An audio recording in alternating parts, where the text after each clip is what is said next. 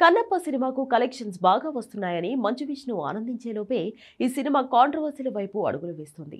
భక్త Kannappa cinema చూపిస్తారని చెప్పి నీ ఇష్టం వచ్చిన సినిమా చూపిస్తావా అంటూ రివ్యూయర్స్ విష్ణు సినిమా మీద ఫైర్ అవుతున్నారు. నా సినిమాను తప్పుగా ఎవరైనా ప్రచారం చేస్తే వాళ్ళ మీద లీగల్ యాక్షన్ తీసుకుంటారని విష్ణు 3 రోజుల కింద అధికారికంగా ప్రెస్ నోట్ రిలీజ్ చేశాడు. ఇప్పుడు దాన్ని సాక్ష్యంగా తీసుకుని రివ్యూయర్స్ కొంతమంది మంచు విష్ణు మీద రివర్స్ అటాక్ మొదలు పెట్టారు. బయట చెప్పింది ఒకటి, లోపల సినిమాలో చూపించింది మరొకటి అంటూ వాళ్ళు మండిపడుతున్నారు. నువ్వు కన్నప్ప అని పేరు పెట్టుకుని ఫస్ట్ హాఫ్ మొత్తం ఏం చూపించావు? మీ హీరోయిజం చూపించడానికి చరిత్రను ఇష్టం వచ్చినట్లు మారుస్తావా అంటూ ప్రశ్నిస్తున్నారు.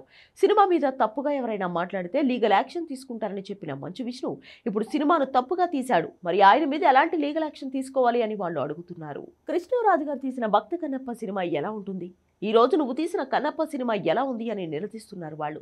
ఫస్ట్ హాఫ్ అంతా కావాలని యాక్షన్ సన్నివేశాలు పెట్టుకున్నారని, తన హీరోయిజాన్ని చూపించడానికి యాక్షన్ బ్లాగ్స్ రాసుకున్నారు అంటూ వాళ్ళు మండిపడుతున్నారు.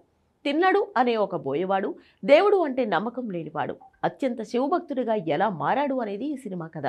కానీ ఇందులో అనవసరపు సన్నివేశాలు ఎక్కువగా తీశారని, కన్నప్పను కాస్త మాస్ హీరో చేయాలనే ప్రయత్నంలో కథను ఇష్టం వచ్చినట్లు తప్పుడు దోవలో నడిపించారు అంటూ ఫైర్ అవుతున్నారు రివ్యూయర్స్. దానికి తోడు రొమాంటిక్ ట్రాక్ కూడా సినిమాను చాలా ఇబ్బంది పెట్టిందని, ఒక భక్తి సినిమా తీస్తున్నప్పుడు ఆ రేంజ్లో రొమాన్స్ ఎందుకు అని వాళ్ళు ప్రశ్నిస్తున్నారు. సెకండ్ హాఫ్ మాత్రం బాగా తీశారని, అది కూడా ప్రభాస్ వచ్చిన తర్వాత సినిమా చాలా బాగుంది అంటున్నారు వాళ్ళు.